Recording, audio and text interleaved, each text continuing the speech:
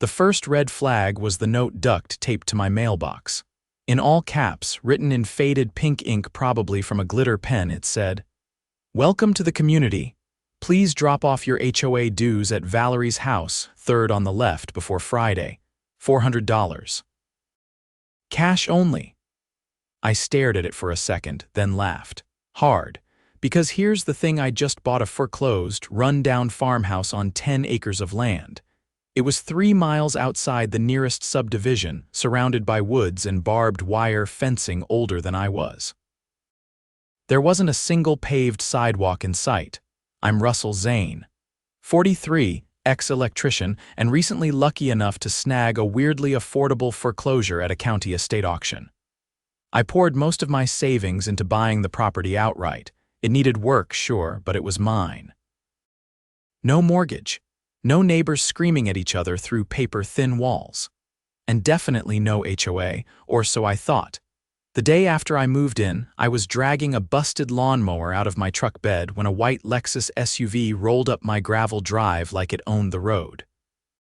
The driver's side window rolled down and there she was. Blonde bob, giant sunglasses, clipboard, and a permanent scowl like someone had just insulted her pet poodle. "Excuse me," she called out like I was already in trouble. "Are you the new owner?" "Yeah." "Russell," I said, wiping my hands on my jeans. "You need something?" "I'm Valerie," she announced like that meant something to me. "I'm president of the Briar Hills HOA. You're late on your dues." I blinked. "The what?" She stepped out of the SUV in a pair of spotless white wedges and looked around like she'd just stepped into a landfill. "Your property technically borders the Briar Hills community, so by annexation standards, you fall under our jurisdiction. We've been sending notices ever since the bank took over." "Annexation?" I raised an eyebrow. "Lady, I live in a 1940s farmhouse half a mile from your subdivision. There's a creek and a damn cow field between me and your precious cul-de-sac. You don't own this land." "This is a legal formality, Mr. Zane," she said, already scribbling something on her clipboard. "You're part of the HOA now. That includes quarterly dues, architectural reviews, and code enforcement." I laughed again. "That's cute. But no. This land's never been part of any HOA. I checked the county records before I bought it." She paused for a beat. "The records haven't been updated since the annexation petition was filed. We're still waiting on confirmation." "Then come back when you've got confirmation," I said. "Until then, take your clipboard and go bother someone who actually signed up for this nonsense."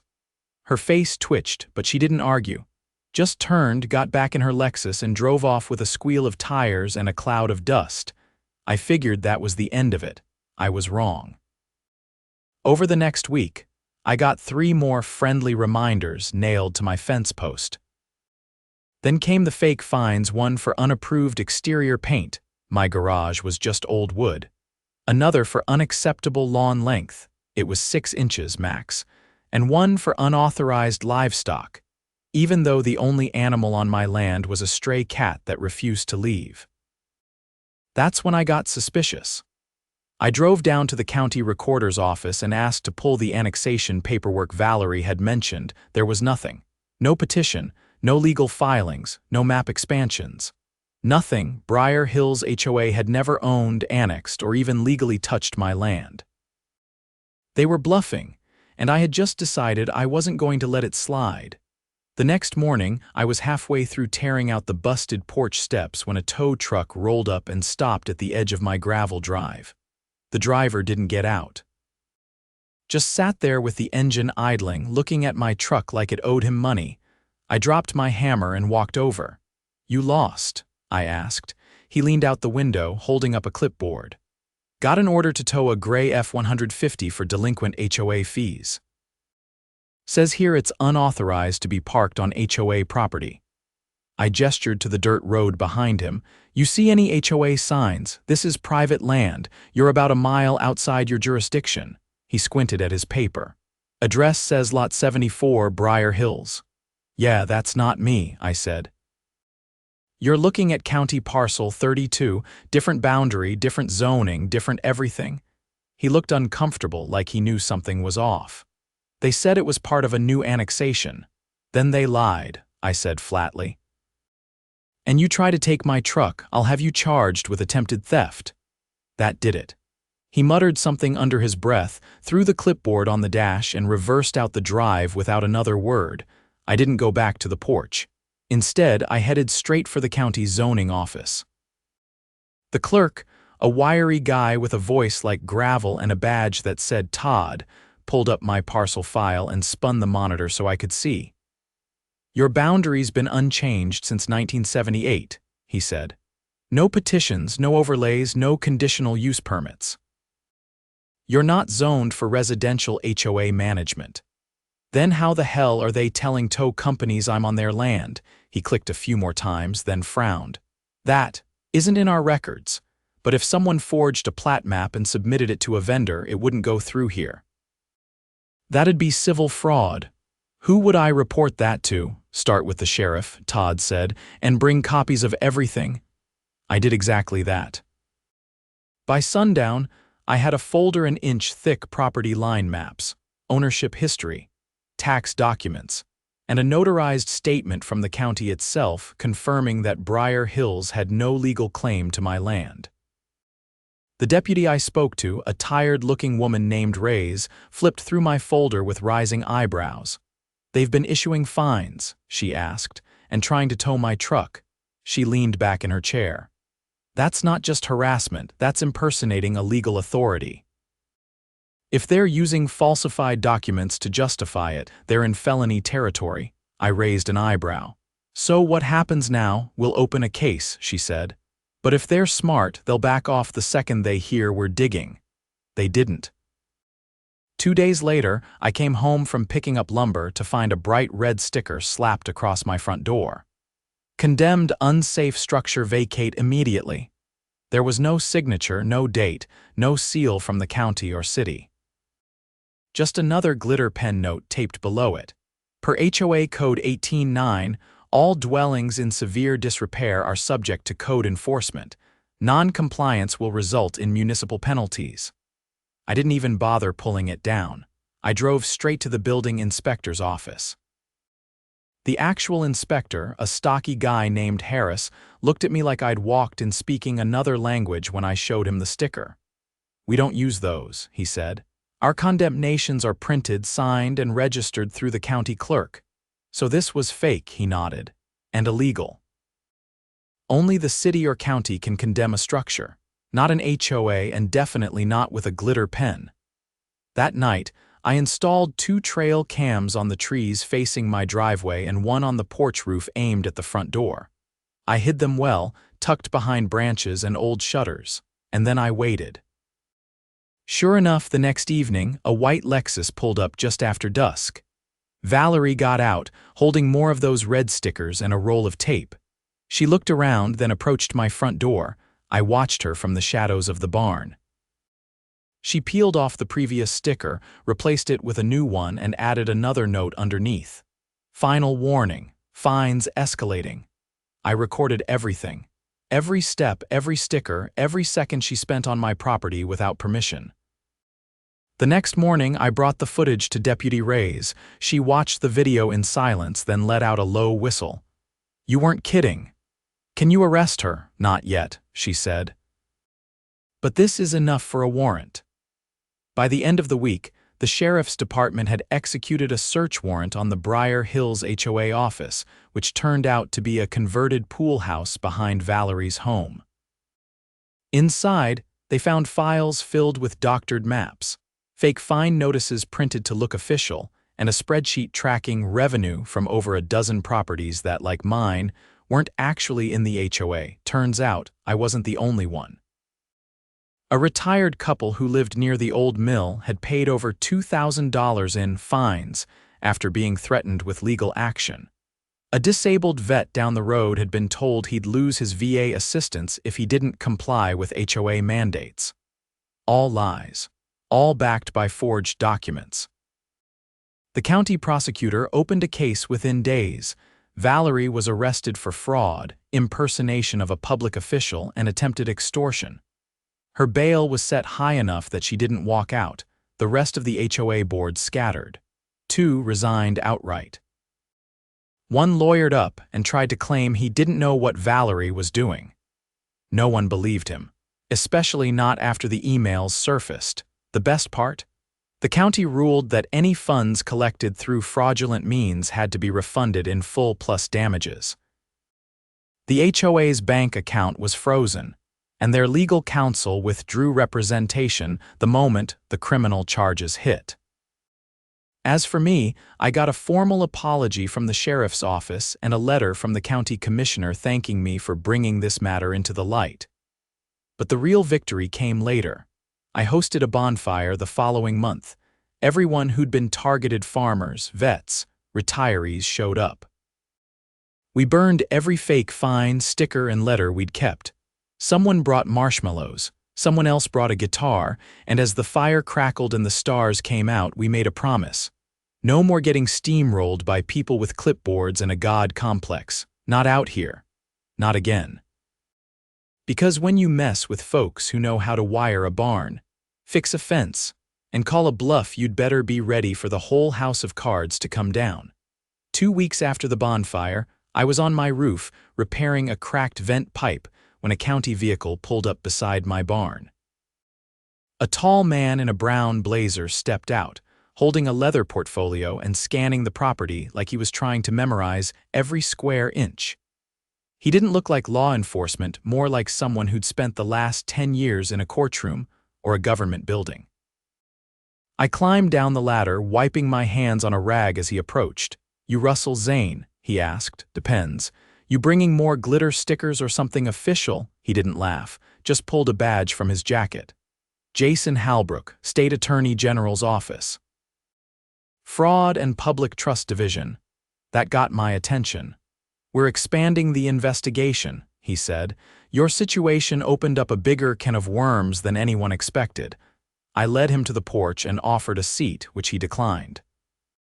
He opened his portfolio and took out a set of documents, real ones, with seals, stamps, and itemized attachments. Preliminary audit shows the Briar Hills HOA collected over $300,000 in unauthorized fines and dues over the last 8 years, he said. About 20% of that came from non-members, people like you. My stomach turned. How many others? 17 confirmed, but we suspect the real number's higher. A few of them are elderly, one's blind. They were sending someone door to door with fake municipal notices, claiming code violations and emergency fees. I leaned against the porch railing. "You're telling me this went on for almost a decade and nobody caught it?" "HOAs usually operate in a legal gray zone," Halbrook said. "They're private entities, and unless someone files a complaint with solid evidence, they're rarely audited. Most people just pay to avoid hassle." "Well," I said, "they messed with the wrong guy this time. That's why I'm here. We need your help with the civil racketeering case." I blinked. "Racketeering?" Halbrook nodded. "They created a fraudulent enterprise to extract money under the false pretense of legal authority. That falls under RICO statutes." I'd seen enough movies to know RICO wasn't just for mobsters anymore. This was serious. Over the next few days, I worked with a state investigator named Leanne. She was sharp, no nonsense, and carried a body cam everywhere she went. She asked for access to the trail cam footage I hadn't already turned in. I handed over everything: times, stamped clips, metadata, the whole archive. One morning, she called me from a restricted number and asked if I could join her at a property off Route 61. When I got there, I saw an old farmhouse that looked abandoned from the outside. But the driveway was freshly graveled, and there were 2 vehicles parked behind a camouflaged fence, both registered to Briar Hills board members. Leanne handed me a pair of binoculars. "Look at the mailbox." I did. It had a small brass plate that read Briar Hills Enforcement Office Rural Division. "They've been running an off-the-books operation," she said. "Fake code enforcement branch. No one filed a business license. No tax ID. But they've been issuing citations from this address for 4 years. I couldn't believe it. So they had a side hustle within an already fake hustle? Worse. They were laundering the fines through a shell landscaping company. That's how they moved the money. By the time the state issued arrest warrants for 3 additional board members, the media had latched onto the story. A local news van showed up at my gate one morning. I told the reporter I wasn't interested in interviews, but he left a card anyway. That night, I got a call from a woman named Trish. She introduced herself as a former Briar Hills resident who'd been on their board briefly before resigning. I didn't know what Valerie was really doing, she said, but I knew something felt off. How'd you get my number? I asked. I saw the story. I know you're the one who started unraveling this. She told me she'd kept a backup of the HOA's meeting minutes from the year she served. I asked why. Because Valerie deleted the official ones from the archives. She did it after a vote she didn't like. What was the vote about? Trish hesitated. Whether to disclose the annexation attempt to the broader community. She said it would complicate revenue projections. I met her the next day in a library parking lot. She handed me a thumb drive, her hands shaking. "You're doing the right thing," she said. The flash drive contained audio recordings, internal financial notes, and scanned emails. One stood out immediately. Valerie had emailed a real estate developer offering to secure access to adjacent properties, using HOA authority in exchange for a payout once the land was flipped. My land. So that was the goal all along. Not dues. Not compliance. They wanted to absorb properties by force, fake the paperwork, then sell to developers at a premium. I sent everything to Leanne. 2 days later, Valerie's bail was revoked, and she was remanded to county jail pending trial. The state filed a civil forfeiture claim against the HOA's assets. Their office, their bank account, even their community pool all seized. The board members' personal accounts were frozen. Developers who'd signed deals with them were subpoenaed. One night, I got a call from Deputy Reyes. She didn't usually call unless something big happened. "They're filing to dissolve the HOA," she said. "Court order." The judge called it an organized fraud ring disguised as a neighborhood association. I didn't say anything for a moment. "You still there?" she asked. "Yeah," I said, just letting that sink in. After that, things changed fast.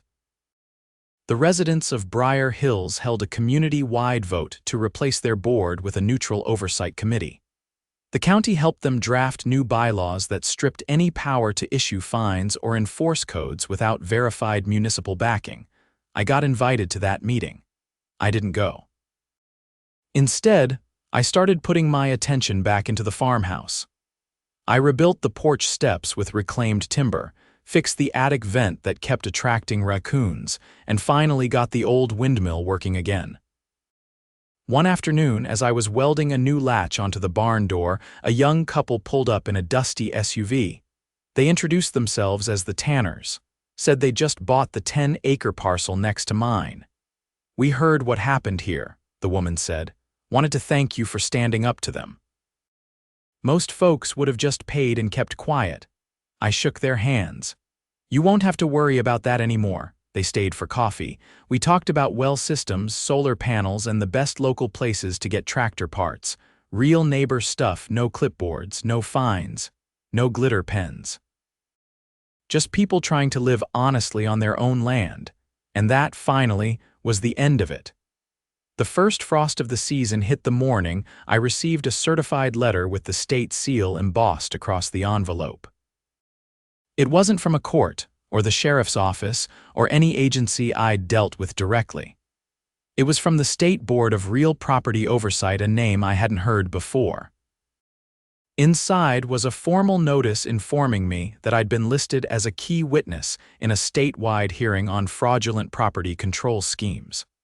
Apparently, the rabbit hole went even deeper than I thought.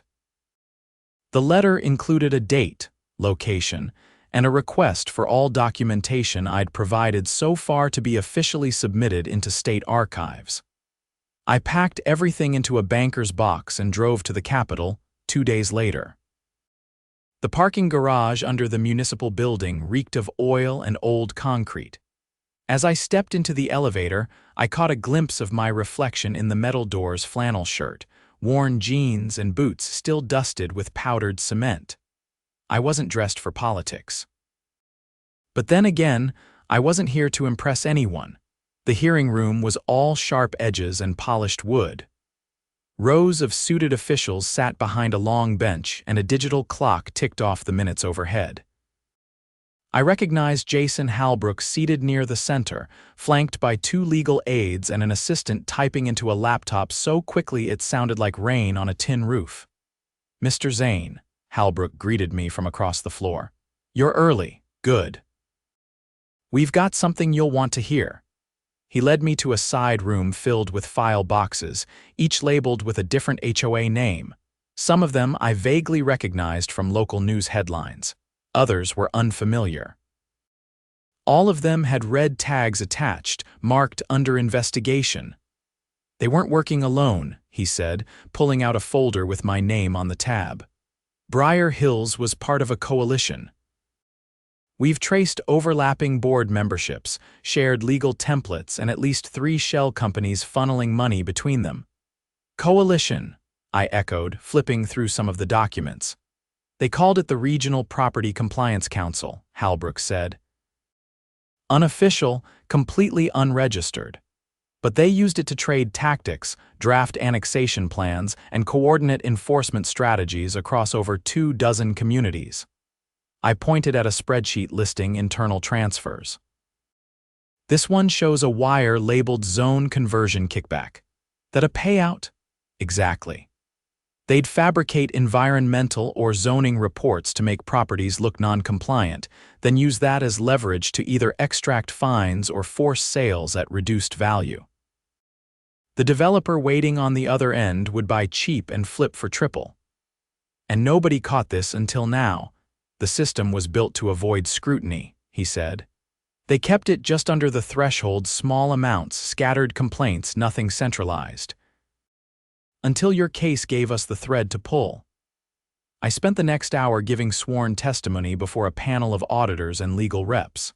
Halbrook asked about the fake condemnation notices, the trail cam footage, even the red stickers. I answered everything, careful to stick to facts.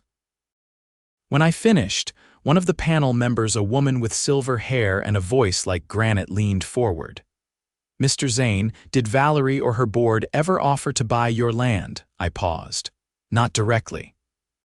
But I saw emails where she told a developer she could secure it if given time." The woman nodded slowly. "We suspected as much. That's consistent with the other cases." They thanked me and released me by noon. Halbrook walked me back to the lobby. "There's going to be a full audit across every county they operated in," he said.